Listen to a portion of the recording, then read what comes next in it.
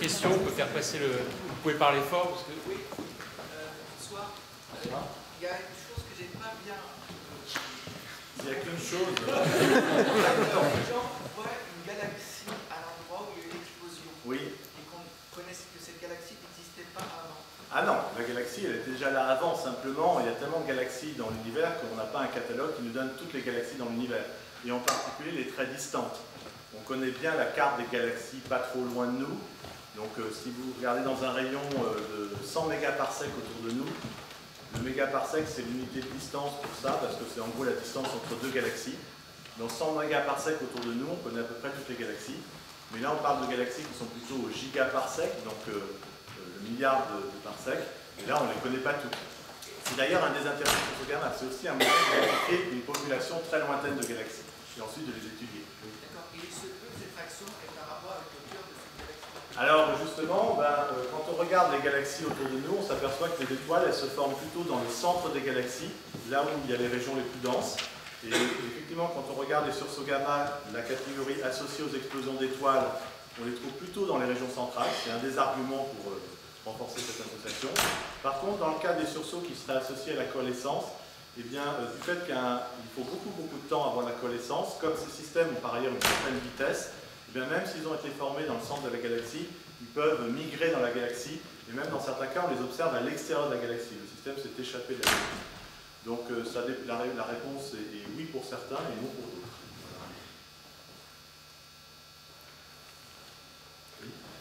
Pas directement lié. Vous avez dit à un moment qu'on a découvert qu'on n'était pas au centre de l'univers, oui, il n'y a pas de centre. Et qu'il n'y a pas de centre. Oui. C'est un concept que j'ai du mal à intégrer, avec vos pamplemousses, etc. Par exemple, si vous prenez la Terre, donc c'est un peu notre univers à nous,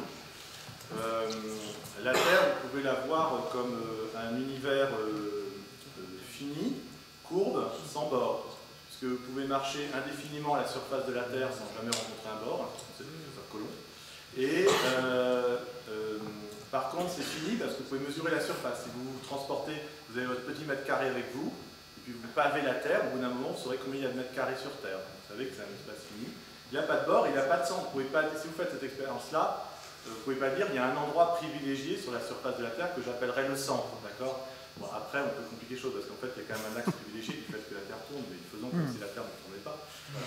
Et donc, on peut, voilà, c'est des choses compliquées parce qu'en cosmologie, bien sûr, c'est plus quelque chose à deux dimensions qu'on décrit, c'est un espace-temps, donc c'est 3 dimensions d'espace, une dimension de temps, donc c'est des choses qu'on a du mal à se représenter. Un espace à 4 dimensions, c'est difficile à se représenter dans sa tête. Ce qu'on arrive à représenter facilement, c'est un espace à 2 dimensions, on plonge dans notre espace à nous, mais c'est la même chose qui se produit. Donc, les modèles cosmologiques, après il y a plusieurs hypothèses, mais on a tous les cas de figure possibles, et c'est pas parce que je dis qu'il n'y a pas de bord ou pas de centre que ça ne veut pas dire par exemple que l'univers n'est pas fini. C'est des concepts, voilà, mais là on rentre justement, les objets mathématiques pour décrire ces univers sont ce qu'on appelle des variétés différentielles qui sont d'espace courbe, et il y a un peu, voilà, c'est à ça que ça sert la topologie pour ceux qui... Donc si je peux me permettre, est-ce qu'il y aurait un endroit dans l'univers, là quand je suis sur Terre, je vois l'univers tout autour de moi. Est-ce qu'il y aurait des endroits dans l'univers où on regarderait dans une direction et on verrait rien parce qu'on serait justement... Non, alors ce qu'on pourrait imaginer, c'est que si l'univers est très courbé, qu'on regarde dans une direction et qu'on voit la même chose que ce qu'on voit quand on voit dans cette direction-là. Alors il y a des gens qui cherchent à tester ça, voir s'il y a des motifs qui se répètent dans le ciel, et ça permet de mettre des limites à la courbure. On peut dire que si on est dans un univers fini, il y a une courbure qui est quand même assez contrainte parce qu'on ne voit pas de manière évidente des motifs se répéter. Après, surtout ce que ça veut dire, c'est que justement, c'est un aspect assez intéressant, c'est que du fait qu'il n'y a pas de position privilégiée, quand on observe une source très lointaine, comme par exemple la galaxie dans laquelle a lieu un sursaut gamma, donc la lumière met 10 milliards d'années, par exemple, pour un sursaut gamma très lointain pour nous parvenir. Quand on voit la galaxie, en fait, on la voit telle qu'elle était il y a 10 milliards d'années. Donc ça, c'est déjà un premier saut conceptuel, on est en train de voir dans le passé.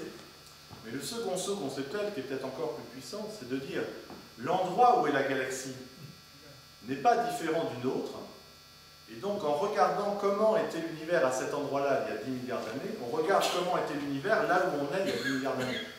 Donc bien sûr, c'est à grande échelle uniquement, mais à grande échelle, on est en train de regarder notre propre passé en faisant ça. Alors bien sûr, à petite échelle, rien ne dit qu'il y a Frédéric Day en train de faire une conférence il y a 10 milliards d'années, donc voilà. Et ça, c'est des choses beaucoup plus locales. Mais ce dont je vous parle, c'est à des échelles, on va dire, de 100 mégaparsecs, justement. On commence à plus voir les détails de ce type-là. Donc c'est surtout ça que ça nous dit. Et voilà. Alors après, ce que je vous dis, c'est l'hypothèse la plus simple qui est généralement utilisée parce qu'elle reproduit parfaitement les observations. Après, il y a bien sûr des théoriciens qui cherchent à imaginer des modèles d'univers plus compliqués, comme par exemple justement des univers très courbés où on verrait des motifs, etc. Et après, les astronomes cherchent à faire des observations qui permettent de valider ou non ce type d'hypothèse.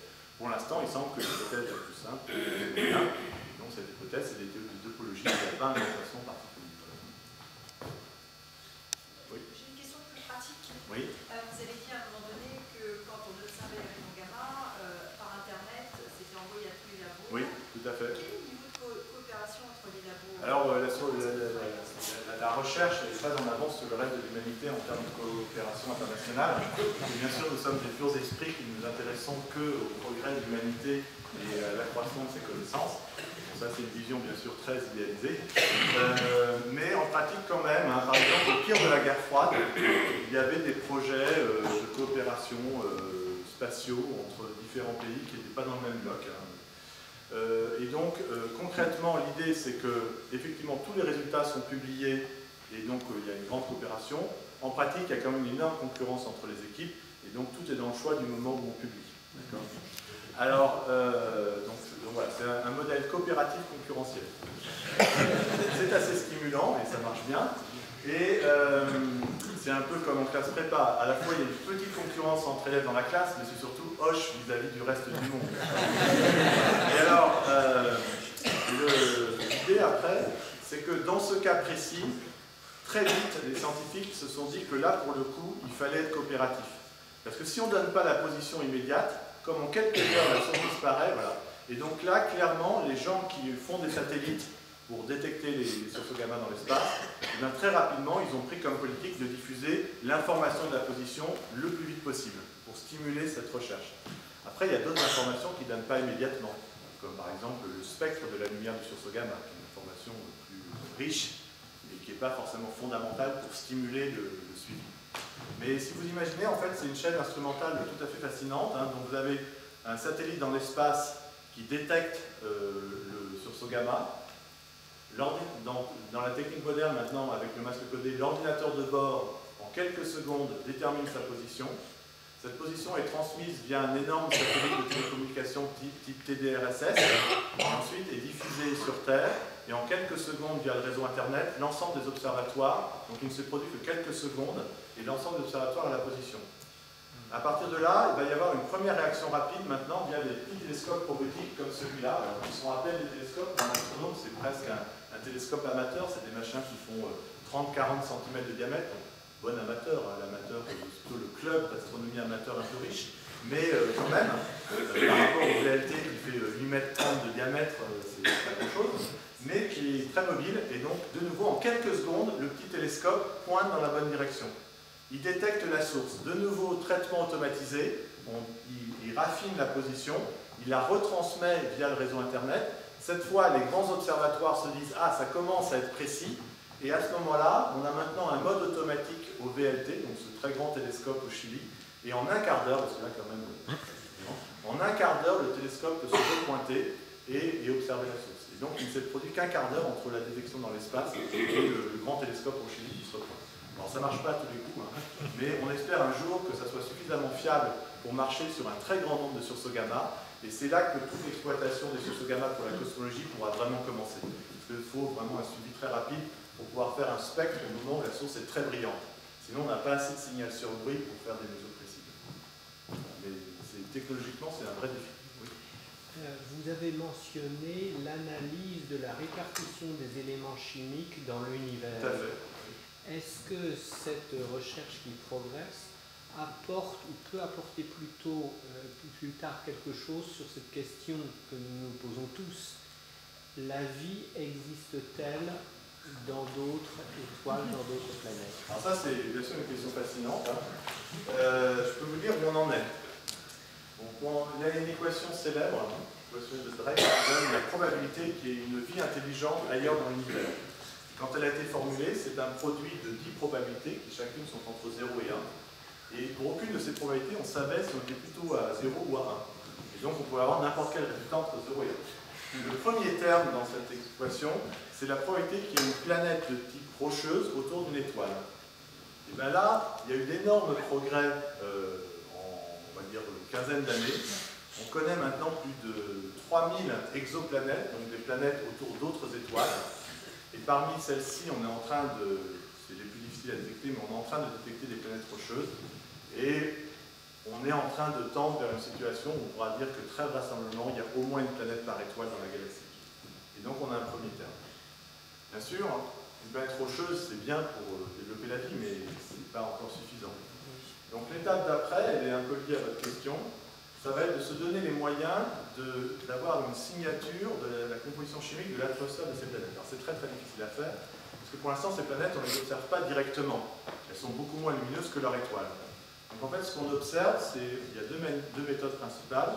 C'est soit en fait on observe le tout petit mouvement du Soleil dû à la présence de la planète, parce qu'en fait depuis que vous êtes tout petit, la Terre tourne autour du Soleil, maintenant que vous êtes passé par le Lucéoche, vous savez qu'en fait, non, c'est la Terre et le Soleil tournent autour de leur centre de gravité, et comme le Soleil est beaucoup plus massif que la Terre, ce centre est pratiquement au centre du Soleil, mais pas tout à fait.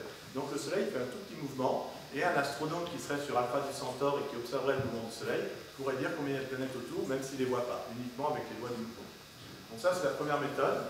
Et puis l'autre méthode, c'est que s'il y a un bon alignement, de temps en temps, la planète passe devant l'étoile, et donc elle fait une toute petite baisse de la luminosité de l'étoile. C'est comme une éclipse, sauf que ça ne n'efface pas toute l'étoile, juste toute cette fraction. Mais on a maintenant des télescopes suffisamment sensibles pour pouvoir le détecter ça. Alors la combinaison des deux est très intéressante d'ailleurs, parce que dans un cas, vous obtenez par la loi de Kepler la distance et la masse, et dans l'autre cas, vous obtenez aussi la taille, suivant la façon dont ça fait baisser la lumière. Et avec la taille et la masse, vous commencez à caractériser la planète. Alors pourquoi je dis ça? Ah oui, voilà. Et donc, si vous voulez maintenant apprendre des choses sur l'atmosphère, justement, vous allez utiliser la deuxième technique, le moment où la planète passe devant l'étoile. Alors en fait, quand j'ai dit ça fait une éclipse, j'ai fait une approximation, j'ai fait comme si le disque présenté par la planète était entièrement opaque. Mais en fait, il y a la toute petite pellicule atmosphérique qui, elle, est transparente. Donc à ce moment-là, on voit en fait trois choses. On voit de la lumière qui nous provient directement de l'étoile, de la lumière qui aurait dû nous provenir de l'étoile et qui ne nous parvient pas parce qu'elle a été arrêtée par la planète, et une toute petite fraction de la lumière qui nous est parvenue mais qui est passée par l'atmosphère de la planète. Et donc en faisant un spectre de cette atmosphère, on peut apprendre des choses. Alors pour l'instant on n'arrive pas à le faire, mais il y a plein de projets, et je suis à peu près persuadé que d'ici 15 ans, on aura les moyens de faire ça, toutes les grandes agences travaillent là-dessus. Alors après, si vous par exemple vous regardez l'atmosphère de la système solaire, eh ben, l'atmosphère de la Terre sort très nettement des autres, il y a des éléments caractéristiques. Voilà. Alors s'il y a une vie assez semblable à la nôtre, on pourra sans doute trouver des signatures comme ça. Après bien sûr, s'il y a des vies qui ne ressemblent pas du tout à la nôtre, là c'est beaucoup plus difficile d'imaginer des vies. Mais au moins ça, on pourra le dire. Donc c'est quand même un sujet intéressant parce que pendant très longtemps, on a considéré que c'était soit des questions philosophiques, soit un sujet de science-fiction. Et là, tout à coup, depuis une quinzaine d'années, on peut commencer à aborder cette question-là vraiment avec une démarche scientifique et à donner des éléments de réponse. Voilà. Et donc, après, pour la question de Drake, sinon, si par exemple on détecte de l'ozone, ça c'est un marqueur assez caractéristique d'une vie comparable à une autre, et si on découvre des taches d'ozone, on saura qu'on a une civilisation avancée. Des trous dans la couche d'ozone, pardon. On verra que c'est une civilisation avancée. Si on n'en trouve pas, on verra soit que c'est de la vie primitive, soit que c'est une civilisation encore plus avancée que nous, qui ne met plus d'aérosol dans son atmosphère. Voilà. Oui. Vous nous avez défini le trou noir comme un endroit avec une très très forte gravité. Oui.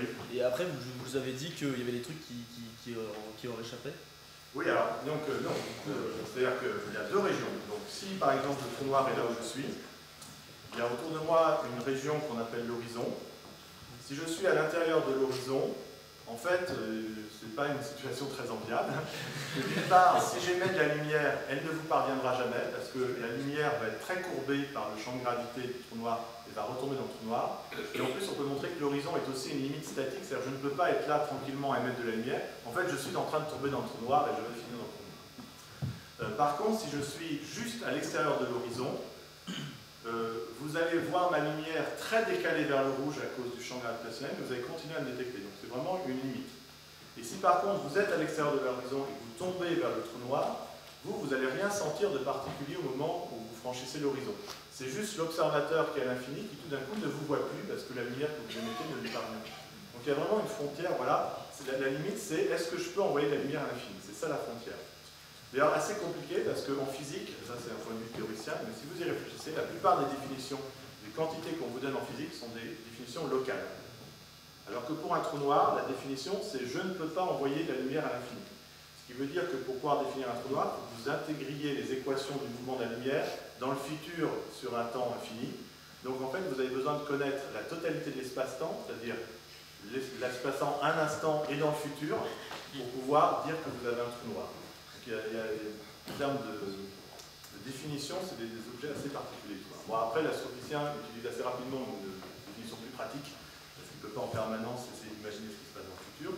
Et en fait, l'astrophysicien, pour lui, le trou noir, c'est surtout un puits gravitationnel qui permet de libérer beaucoup d'énergie en tombant dessus. Et ce qui se passe à l'intérieur de l'horizon, il laisse ça aux théoriciens, puisque de toute façon, en tant qu'astrophysicien, il ne s'intéresse qu'à ce qu'il peut observer, et par définition, ce qui est à l'intérieur de l'horizon. Après, peut-être que certains d'entre vous ont entendu parler de Hawking, c'est le physicien anglais, et du rayonnement de Hawking. Donc ça, c'est quelque chose qui n'est pas aussi fermement établi, mais quand on commence à réfléchir à la façon dont la gravité pourrait évoluer quand on la décrit dans un cadre quantique, on s'aperçoit qu'il y a peut-être quand même un peu de rayonnement qui sort de l'horizon. Et c'est un des résultats importants de Hawking, ce qu'on appelle le rayonnement de Hawking. Quand on calcule les caractéristiques de ce rayonnement pour tous les trous noirs dont je vous ai parlé en astrophysique, on s'aperçoit qu'il est indétectable, et indétectable pour encore très longtemps. Donc c'est une curiosité théorique très intéressante qui fait beaucoup, qui stimule énormément les théoriciens, mais pour les astrophysiciens, c'est rangé sur une étagère. Voilà. Et puis alors, les trous noirs, c'est assez curieux parce que donc en fait, le trou noir du point de vue de, c'est vraiment, c'est une propriété de l'espace-temps à un certain endroit. À la limite, il ne faut pas essayer d'imaginer le trou noir comme une étoile très compacte. C'est vraiment, c'est juste un espace-temps très courbé, c'est plutôt ça le trou noir. Et on peut le décrire donc avec l'équivalent d'une masse, mais bon, d'une énergie, hein, vous savez que E égale MC2, vous avez entendu parler. Et on peut aussi rajouter un paramètre, on s'aperçoit qu'il y a aussi un paramètre qui est plutôt lié à ce qu'on appelle un moment cinétique, donc une propriété de rotation. Et donc dans les trous noirs en rotation, au-delà de l'horizon, il y a une région intermédiaire entre l'espace normal et l'intérieur de l'horizon, qu'on appelle l'ergosphère, où on peut encore s'échapper, c'est-à-dire que si on met les moteurs à fond dans la bonne direction, on arrive à sortir, mais on ne peut pas être au repos, on est forcé de tourner avec le trou noir. L'analogie qu'on donne habituellement, c'est l'analogie du tourbillon dans une rivière. Si vous avez une rivière avec un petit vortex au milieu, vous êtes un nageur, et puis il y a une loi de la physique qui dit qu'un nageur ne peut jamais dépasser une certaine vitesse. Alors, en pratique, ça dépend des nageurs, mais on va faire comme s'il y avait une vitesse universelle. Et donc le nageur est tranquille, il est loin du vortex, il fait ce qu'il veut, il peut aller dans la direction qu'il veut, il peut faire du surplace, tranquille. Il se rapproche du tourbillon, il arrive dans une région où là, il ne peut plus faire de surplace. Même s'il fait du surplace, en fait, il tourne autour du vortex avec le tourbillon. Par contre, s'il arrive à nager assez vite dans la bonne direction, progressivement, il arrive à sortir de cette région et à revenir dans la partie normale. Par contre, s'il franchit encore une limite, à un endroit où le tourbillon tourne encore plus vite, ben même en nageant à sa vitesse maximale, il n'arrive plus à s'échapper et il finit au centre du vortex. C'est bien sûr une analogie, hein. La physique du trou noir n'a rien à voir avec cette physique du fluide, mais en tout cas ça caractérise bien les trois types de régions qu'on entoure d'un trou noir. Donc typiquement, il y a l'espace normal, il y a l'espace qui est obligé de tourner avec le trou noir, c'est un concept un peu bizarre, mais la relativité générale c'est bien. Et puis l'espace à l'intérieur de l'horizon, où là de toute façon c'est une région dont il ne parvient aucune information. On appelle une région causalement déconnectée de nous. Donc on laisse ça aux physiciens théoriciens, parce qu'à partir du moment où on n'a pas de signal, on ne peut pas faire l'astronomie. C'est curieux les trous noirs. Pendant très longtemps, les trous noirs ont été considérés comme une curiosité théorique, mais les astronomes sérieux pensaient que non, jamais, ça ne pouvait pas exister dans l'univers le vrai, celui des gens sérieux. Mais en pratique, maintenant, je vous ai montré ces observations au centre galactique, on a des observations qui nous montrent très clairement qu'il y a des trous noirs. Et ce qu'on espère, c'est que la prochaine génération d'instruments pourra suivre des étoiles encore plus près du trou noir au centre de la galaxie. Et dans ce cas-là, on va commencer à voir les effets de la relativité générale. C'est-à-dire que là, l'étoile que je vous ai montrée, elle est encore assez loin du trou noir, donc elle a encore une belle orbite keplérienne. La correction de la relativité générale est très faible. Cela dit, quand on regarde sa vitesse, on s'aperçoit qu'il y a quand même un problème, parce qu'à l'endroit du périapse, là, le moment où la vitesse est maximum, elle va à 2% de la vitesse de la lumière. C'est plutôt une étoile qui va à 2% de la vitesse de la lumière. Mais bon, si une étoile est encore plus proche, et avec la prochaine génération d'instruments, on arrivera à imager des régions encore plus proches, là on va voir la relativité générale en action, et on va voir les ellipses précessées en fait, et précessées violemment. En fait, c'est un des tests historiques de la relativité générale. Mercure, qui est la planète la plus proche du Soleil, est celle qui est sensible le plus à la relativité générale, et il y a une petite avance du périhélie de Mercure par rapport à la prédiction newtonienne, qui est un des tests historiques de la relativité générale, parce qu'en relativité générale, on explique parfaitement ce mouvement de Mercure. Alors, dans le cas d'un trou noir, la précession est beaucoup plus violente, et en fait, l'ellipse, elle change, par exemple, d'un tiers de tour à chaque période. C'est des précessions violentes. Si on arrive à montrer ça, en fait, d'un certain point de vue, on sonde l'ensemble de la métrique de l'espace-temps, et donc on pourra dire très précisément si on a affaire à un trou noir tel qu'il est décrit par la relativité générale.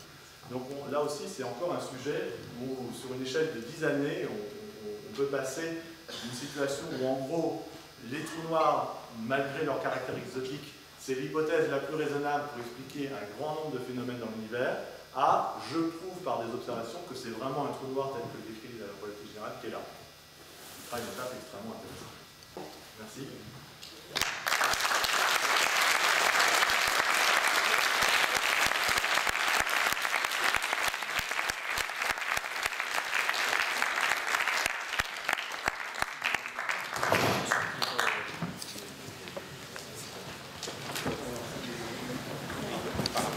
Pour sortir, si vous pouvez sortir par la rue de Provence, parce que là, je vais aller ouvrir la rue de Provence. Ça sera fermé à Saint-Cloud.